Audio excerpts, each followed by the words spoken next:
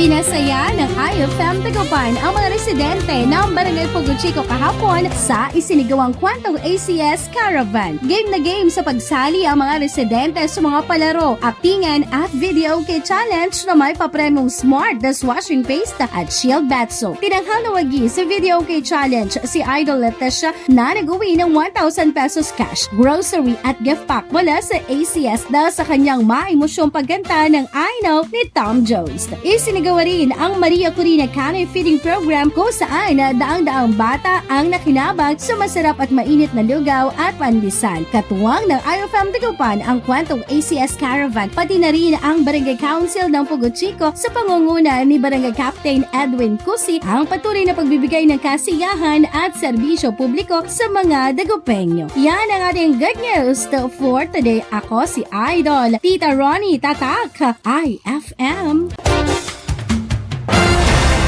IFM News. IFM News. IFM News.